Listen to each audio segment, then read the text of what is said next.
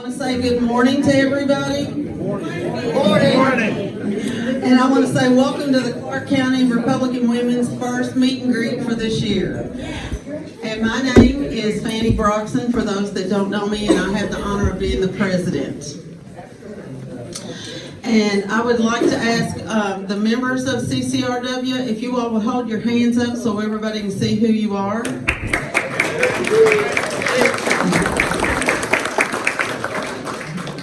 And if you all have any questions about our group, or today you have some need or something, candidates, if you all need something, please reach out to one of those hardworking ladies. A little housekeeping before we get the program started.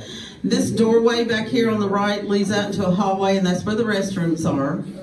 And we have refreshments over here if you'd like to help yourself to that, and there's trash cans sitting everywhere for your trash.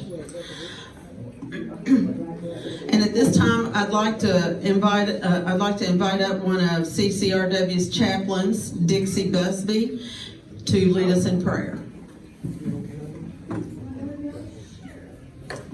This is both of our chaplains, Dixie and Alvina Bryant.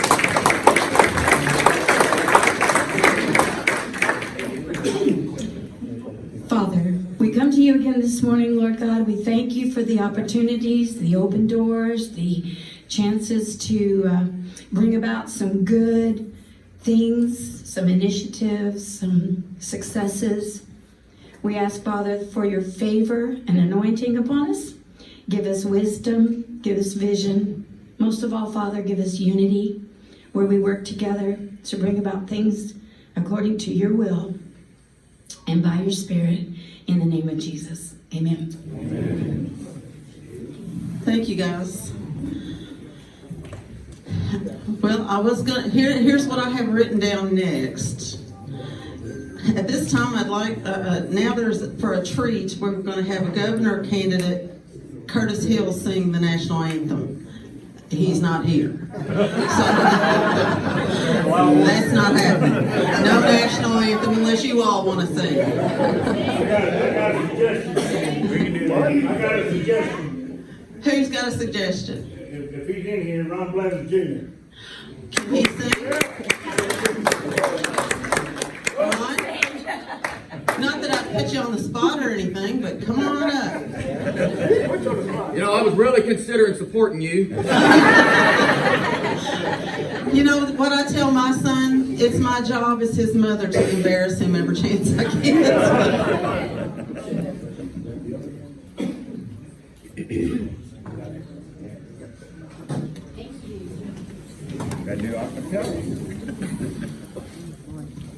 Oh, say, can you see by the dawn's early light what so proudly we hailed at the twilight's last gleaming, whose broad stripes and bright stars through the perilous fight o'er the ramparts we watched were so gallantly streaming, and the rockets went there, the bombs bursting in air, gave proof through the night that our flag was still there. Oh, say does that star-spangled banner yet wave for the land of the free and the home of the brave. Yeah, yeah.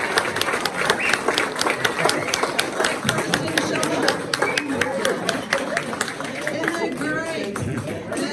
Yeah, you can sing. Oh my Lord. And that's what we do, don't we? as Republicans, if one of us can't do it, somebody else steps up. And so now I would like to ask Jeremy Snelling to step up. He's going to lead us in the pledge. Sorry, stand back. It's like a Catholic church. Everybody, please. Pledge allegiance to the flag of the United States of America and to the republic for which it stands, one nation, under God, indivisible, with liberty and justice for all. Born and freeborn.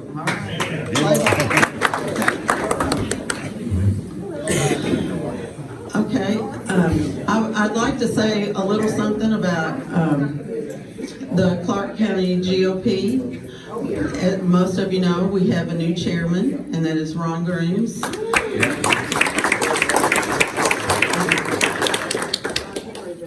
And I'm very honored to say that I'm the new vice chair.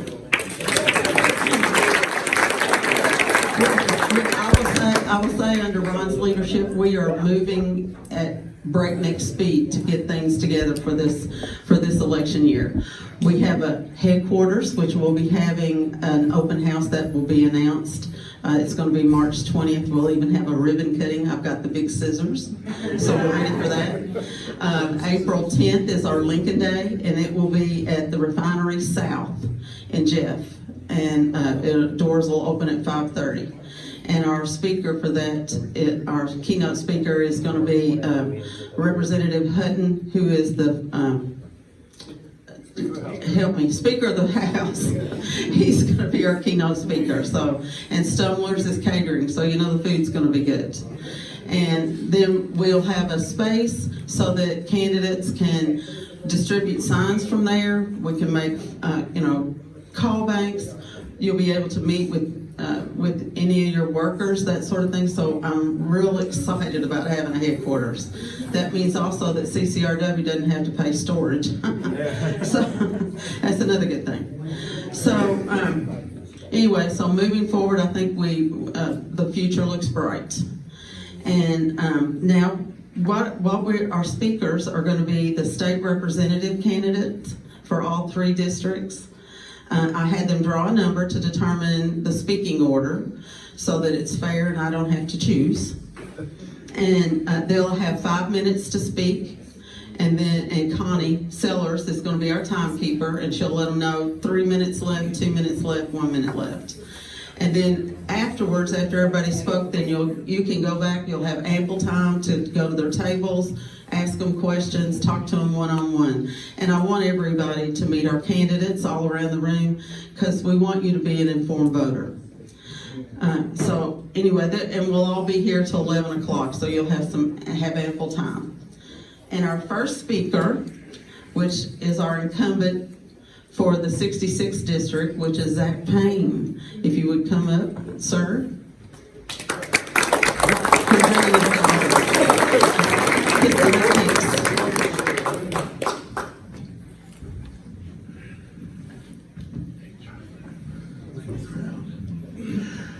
Thank you all so much.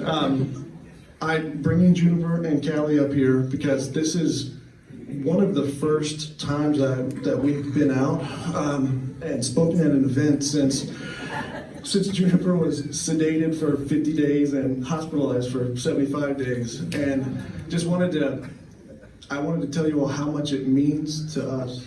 Ooh.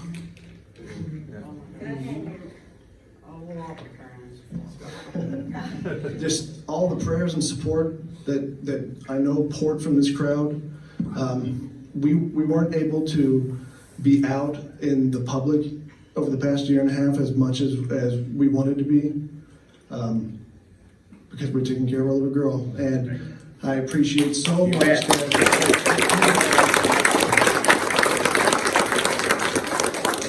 through all of that, stood by us and continue to support us. And I almost regret bringing her out because people will see just how well she's doing, because I want people to keep praying for her.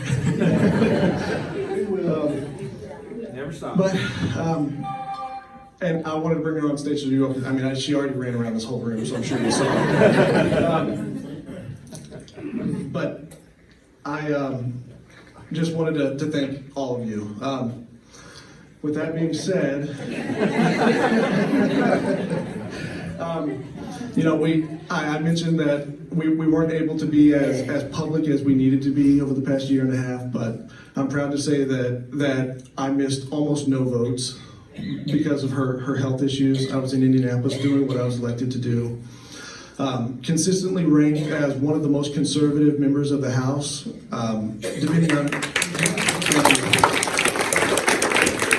on what whoever's ranking, and always in the top 3. And I'd like to tell you why I'm one of the most conservative. And there are 5 issues I briefly want to talk about. I'll keep it fairly short. Number 1, when the Dobbs decision came out, making it so that states can choose their abortion laws and regulations, Indiana jumped on it, and we went in for a special session, and we now have the most restrictive abortion laws in the country. That's huge. I mean, and to think that it wasn't some southern state, it was a Midwestern, I mean, we're basically the South in southern Indiana. We should all be very proud that we were able to accomplish that. On the subject of protecting children, in Indiana, we're one of the very few states who have banned biological males from participating in girls' sports.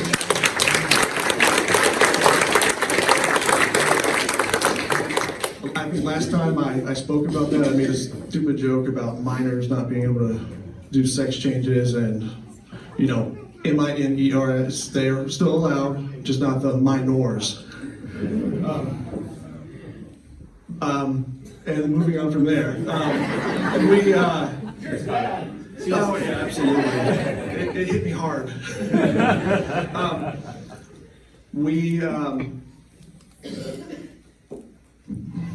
I have a list here. Oh yeah. I know how to get off the stage. So in Indiana, as of right now, it's still being going through the courts. But as of right now, because of laws we passed and I supported, minors cannot get gender changes. Three other issues that are very important to me. Since the beginning, I've advocated for school choice because we have to allow families and children to decide what's best for them when it comes to education. Prior to me running, 40% of families qualified for the school choice voucher. Now 97.5% of families qualified for it. We passed the largest tax cut in history. It would have been bigger if they would have gone with my legislation, but I'm happy that I influenced them and pushed them in that direction. And I've got less than 1 minute left, so constitutional carry. I am one of the strongest, I'm tied for strongest supporter of the Second Amendment in the State House. We passed constitutional carry, so now you don't have to grovel at the feet of the state to ask for permission to practice your constitutional rights. Over the last 4 years, I've done what you elected me to do. I told you I was going to be a strong conservative, if not the strongest conservative in the State House, and that's what I've done, and that's what I'll continue to do. Good job.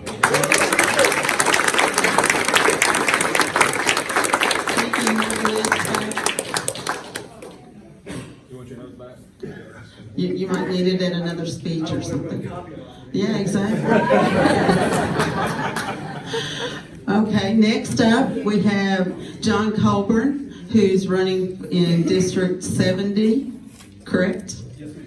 We have so many feelings in our heart not taking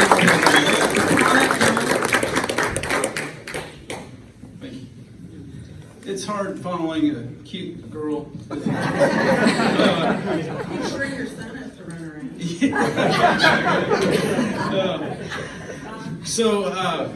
First of all, I want to thank everyone for coming down on a Saturday morning. It's be a lot easier to stay home, eat donuts, and watch TV, and I get that. And then thank you, Fannie, and the Clark County Republican Women for putting these things together. As a district that covers 4 different counties, I can attest that Wow, that's different. These events in Clark County are some of the top-notch candidate events, and we're lucky that we have this asset, and we should be very thankful. Thank you. So briefly, I'll tell you who I am. My name's John Colburn, and I'm married to Angie, and we've been married for over 20 years. And we have 2 children, Garrett, 17, and Amelia, 12. And we have lived in Sellersburg for most of the past decade. And we have really enjoyed raising our children and living in a small southern Indiana community. I grew up in Sellersburg, graduated from Silver Creek High School, and after graduating from Silver Creek, I attended Rose-Hulman Institute of Technology, and no, I don't know who she is, and where I earned a Bachelor of Science degree in Mechanical Engineering. I started my first business, Goodfellas Pizza, in Henryville, Indiana, in 1999. And since that time, I've started a number of other businesses. Some have been successful and some haven't, but I am still a member of the Entrepreneur Club. I own a small accounting firm here in Sellersburg. So that's correct. I am an engineer that does accounting, so by definition, there is no personality. Seriously. And I am not a career politician, which will become intuitively obvious over the next few minutes. Given that we're among friends here, I'm excited to talk about the real red meat of conservatism as opposed to the cafeteria conservatism. Those guys talk about how, we like Ronald Reagan and we support the Second Amendment, we want lower taxes. And all those things are great, but let's get down a little bit deeper. For example, the Second Amendment, let's talk about that. The Second Amendment is, as the rest of the Bill of Rights and our Constitution, absolute. It is not open for interpretation. It is not open for discussion. The Second Amendment was made second for not to help hunters or outdoorsmen have more fun. It was created for 2 very specific reasons. One was to allow the individual the ability to protect himself, his family, and his property. The second reason was to be the ultimate backstop against a government that's tyrannical and full of despots. To tell you why I am a candidate for the Indiana House of Representatives, I believe I am the best person to represent your hopes, your dreams, and your aspirations for yourself and your family by working with other constitutional conservatives to reduce the size, the scope, and the power of the Indiana state government. I will fight to defend your rights, whether those attacks come from a tyrannical governor, from a tyrannical health department, or some random globalist pushing an unwanted agenda on us all. The last 2 budgets for the state have been the largest 2 budgets in our state's history. I want to reduce those budgets, make this government smaller, and eliminate entire categories of taxes. 1 minute, I'm going to rush through the rest. The main tax I want to eliminate is property taxes for all Hoosiers who are 65 years old and older. They've done their bit for God and country. And they should continue to pay rent to the government for the homes that they've worked to purchase. And I want to reestablish our free market economy. I want to eliminate the public-private partnerships that are best exemplified by the Indiana Economic Development Corporation, a corporation that spends taxpayer money without direct representation from the taxpayer themselves, is antithesis to our republic and should be done away with. So in closing, I will work to reduce the size, the scope, and the power of the Indiana state government, and I will work to restore our republic. And with that, I ask for the honor of your vote on May 7th.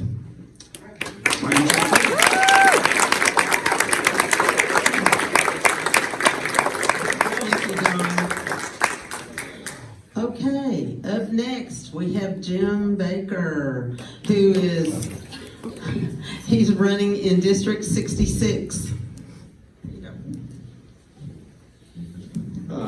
I know a lot of you, I've been around a long time in this county, in this area. Just to give you a little background, I started my career as a professional musician. I was a percussionist with a Louisville orchestra.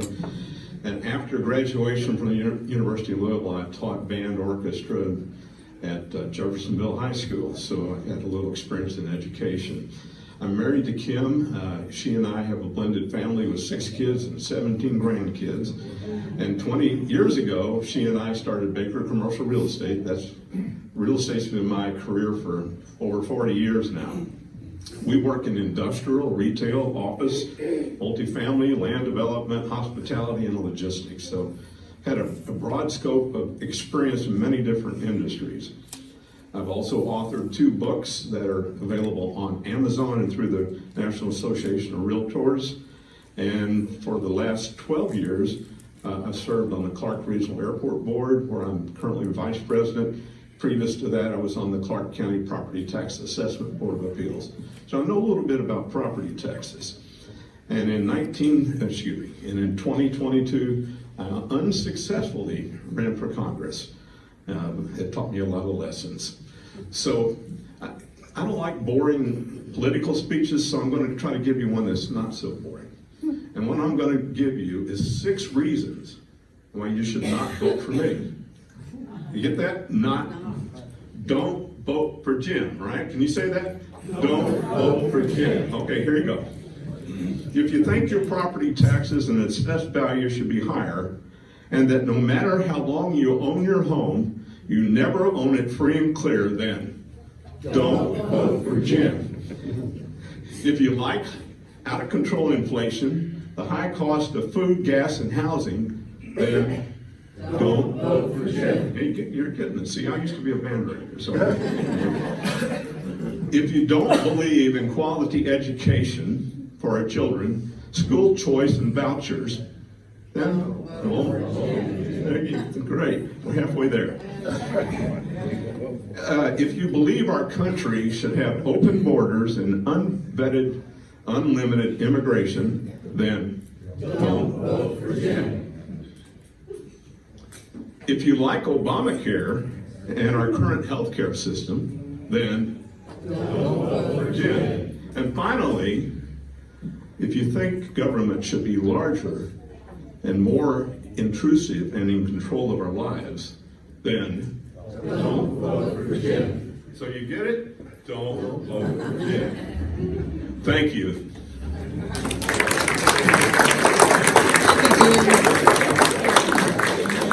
Okay, next we have James McClure, who is running in 71. There you go, James. Thank you, Fanny. I want to thank the CCWR for having this event. It's always a great time. The ladies always have a quality event, and they always do the absolute most for the Republicans here. As I always begin all my talks, all lives matter. I thought for a while about what I was going to say today. Most of you probably know who I am. I'll start with a really quick bio. Again, my name is James R. McClure Jr. I'm running for House seat District 71. I'm a lifelong resident of Clarksville, minus my time in service. I'm a United States Air Force and United States Navy veteran. I served in Iraq in 2005. I have a lovely wife, Teresa. We've been married 32 years. I have 4 children. Okay, now you all know the easy parts. The reason I'm running, and I'm going to go back to that famous saying, you danced with the girl who brought you, is because that we hold these truths to be self-evident, that all men are created equal, that they are endowed by their Creator with certain unalienable rights, that among these are life, liberty, and the pursuit of happiness.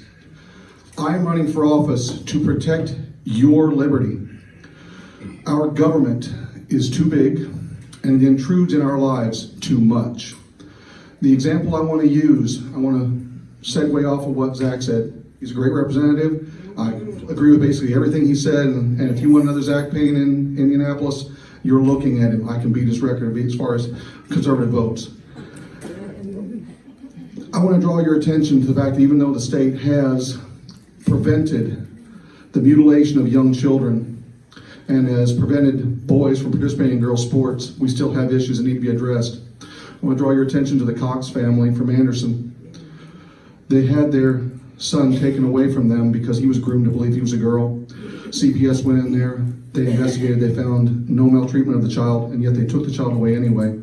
This is government overreach of the worst kind, and we as Republicans cannot stand for this. I believe that this needs to be taken care of at the state level, that we need to have laws that prevent this. Someone spoke about being a Second Amendment supporter.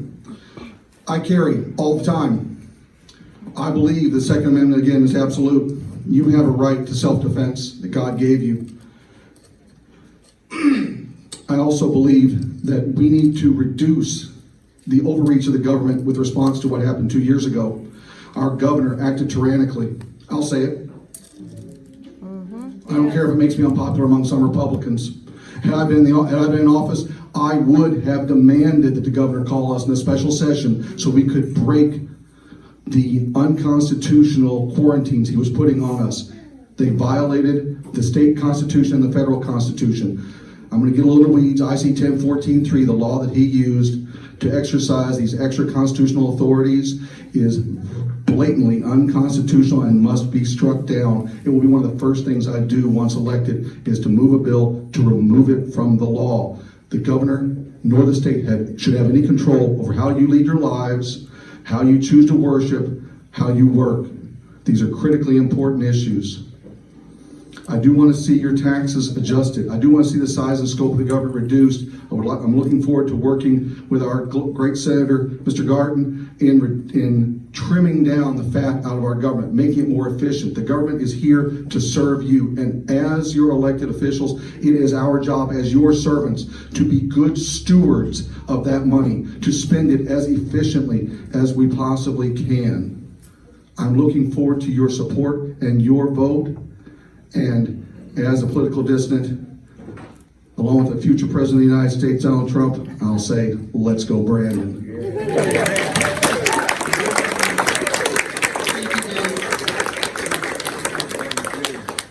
Okay, now we have our incumbent for the 70th District, Karen Engleman. Come on up.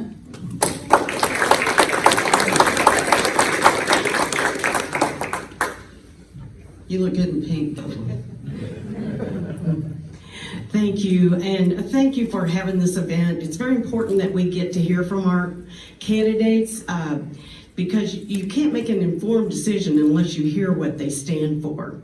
Actually, Zach stole part of my thunder because I voted for those things he voted for also. And maybe if you think we didn't go far enough, you don't always just go in and get the whole thing. We just have to get what we can and just keep working on it. So that being said, I'll tell you a little bit about myself. I'm married to Gary Engleman. We have 5 children, 10 grandchildren, and 3 great-grandchildren, which I'm going to see after I get finished from being here. And we live on a farm that's west of Georgetown. We're in Harrison County, but we have a Georgetown address. I also was born and raised on a dairy farm near Colburn, and so we had dairy cows and pigs and chickens, and we had to work on the farm. So it instilled a great work ethic in all of us kids. I'm the oldest of 7, and So I became county auditor, and I served almost 3.5 terms, so 14 years as county auditor. And I served as clerk treasurer of the town of Crandall for 7 years. And so I brought a lot of local government experience.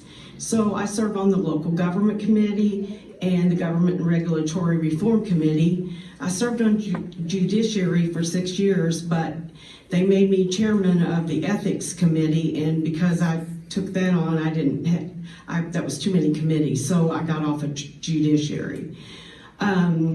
The things that I think that I'm considered a conservative. I am also for constitutional carry. What we did, that's already your constitutional right, but the state charged you to have a permit. Now, you still have to have one if you want to carry in another state, because we have reciprocal agreements with them. But to carry in Indiana, we took away that charge. So that was a good thing. On abortion, that was hard. You all should have been up there. What we passed was amazing. And we did the best we could, and I think we did a really good job on that. I also signed a letter to the governor asking him to send troops to the border because our federal government is not protecting it. And you may think, well, we're far from Texas, but you know what? They're bringing in drugs. There's human trafficking, and there's a lot of things that are coming into Indiana. And so I think that it's money well spent for us to help Texas. I serve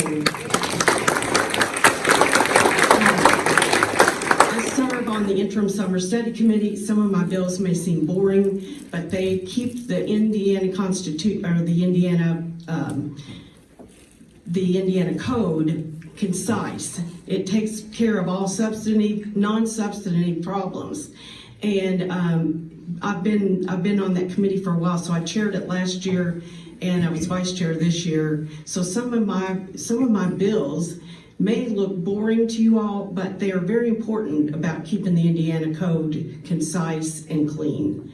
So, and I'll just say a little bit on property taxes. Being county auditor, if you want to cut the property taxes, you're going to have to come up with a way to support fire and EMS and sheriff's department and schools. Schools will probably get half of the money. So when I'm not saying not to cut it, but I'm just saying you're either going to have to cut services or you're going to have to find another way. It's not as easy as just standing up here and saying, I'm going to do this.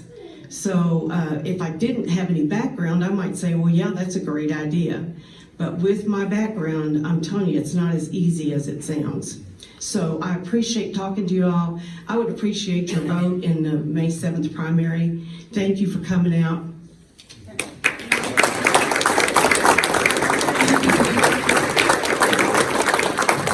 And now, last but not least, we have Scott Hawkins. Should I say history teacher? What do you teach? Government? And he ought to know a little something about government. One would hope. Hey, thank you so much for being here this morning. Seeing in action what this process should be is good. And what I mean by that is success isn't final, failure isn't final. This is an ongoing process, a battle of ideas against the other side that doesn't sleep. And we have to, as like-minded individuals, have to be ready for that fight. And that's what it is. It is a fight. And just because you win an election, it doesn't end. And just because you lose an election, it doesn't end. There's always a battle. And people like you are the ones who are going to make our side victorious. It isn't the people that come up here behind this, because if they never get the chance, nothing gets done. It's not the country that you want if you don't become active. Okay, so with that, I'm Scott Hawkins. I'm kind of a unicorn in a way, or a Bigfoot, however you want to look at it, because I am a very conservative public school teacher, and I have been for almost 30 years.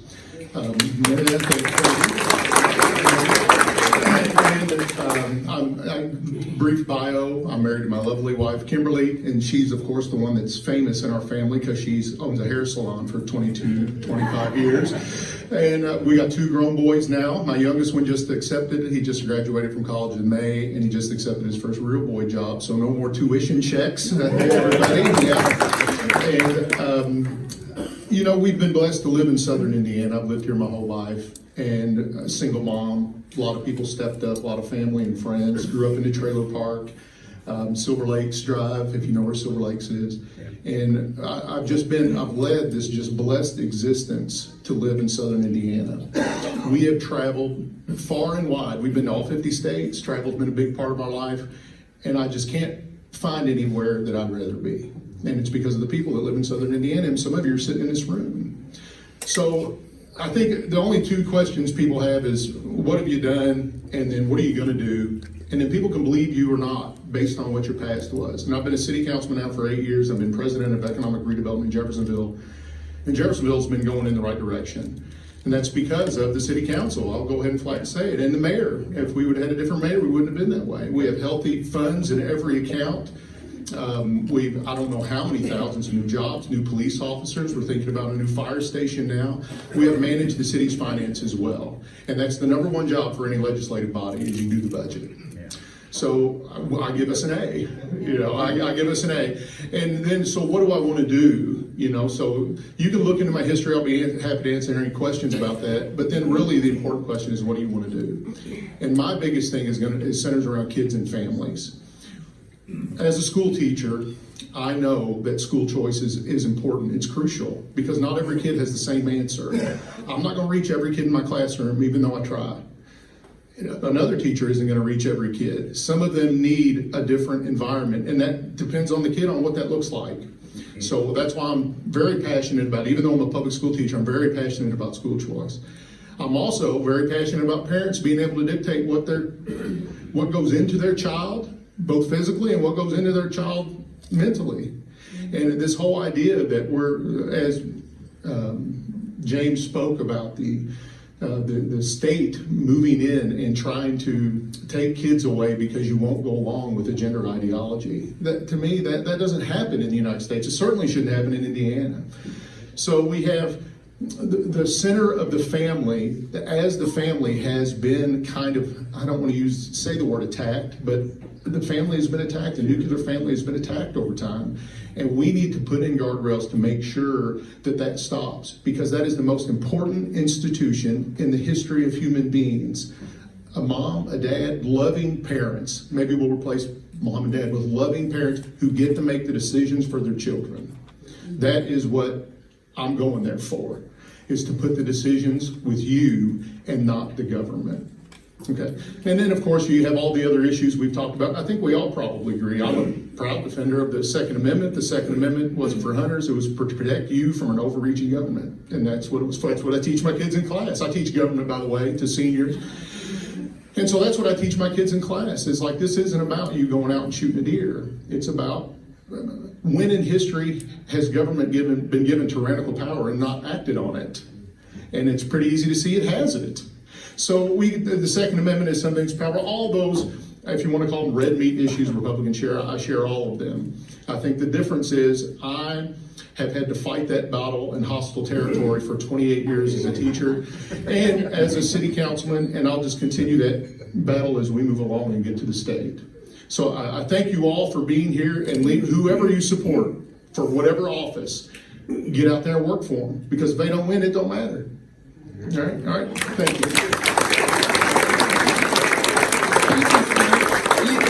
You failed to mention another reason why Kim is famous, for her desserts. Right? Yeah. So, okay, listen, please all give the candidates a round of applause and appreciation.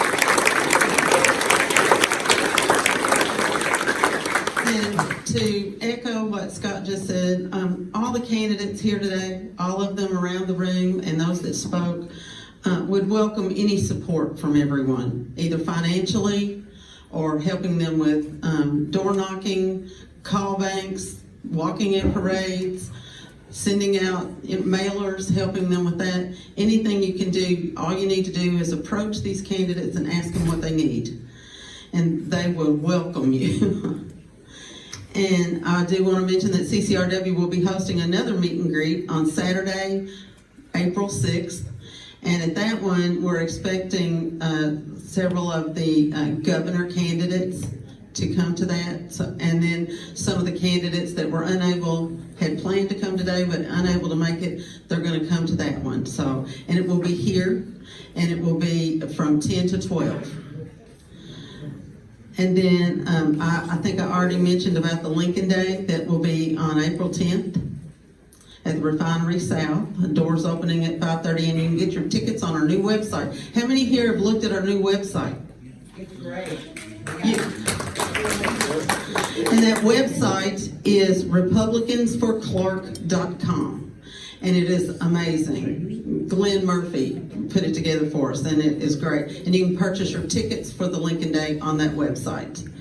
And I just see that our new chairman just walked in, and I'm going to ask him to come up and say hello. Ron Grooms. Come on up. Yeah, come up. All the way up here and say hello to everybody. Good morning. Good morning. I've been telling them all about what great things under your leadership that we're starting to accomplish. Well, thank you. Good morning, folks. What a great turnout. Saturday morning, Sellersburg, REMC. No better place to be, right? Right. We are on a fast track, as we call it, to try to move the Clark County Republican Party forward as fast as we can with as many changes as we can make that benefit the party, increase votes, elect more Republicans, right? Right. That's what we're here for, right? Right. So it's just good to see everybody out. We have a new headquarters. Yeah. 2501, building 2501, Highway 62 at the Hughes Group building. Great facility, 3 rooms, nice amenities. We have a new website. We have a new Facebook page. We have an updated Facebook page. We have new officers. We've got a lot of things going on. We've got a lot of great candidates, and I'm here to help you. I do have a little experience at this, running political campaigns. I believe that last count, my number of races that I run as a candidate is 9. So if you need some help on your campaign, we have a group of people that I can see them all right here that have done this before many times. This country is on the verge of having to make a decision about how we want to shape the United States of America and help influence the rest of the world. Elections like November of 2024 will make that a big difference in how we approach this challenge to lead this country as a conservative, strong voice for what is right and what needs to be done to put this country on the direction that it's got to go if we're going to survive as a conservative, equal justice for all, independent thinking group of people. And it's our job this year to make sure that we do that we elect as many Republicans as we can, to put them in office, to keep Indiana one of the strongest states in the Midwest. I know, I've been there. It is unbelievable, the strength of the Republican Party throughout the state of Indiana as compared to other states. And we do it the right way. We do it with balanced budgets, and we do it with good thinking and a strong education system, a really good healthcare system. We think about what we're doing. We don't just react. We don't just stand up and go, yeah, I'll vote for that. So, folks, it's our turn to shine in Clark County again. It's our turn to win every race we have on the ballot, and I need your help, and I'm here to help you.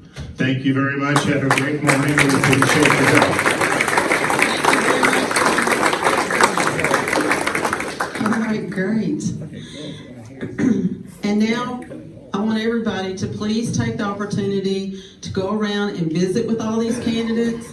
We even have John Rust back there that's running for Senate. Be sure to stop by and say hello to him. We have our local candidates. We have Amanda Lowry here representing Aaron Houchin. So stop by over there.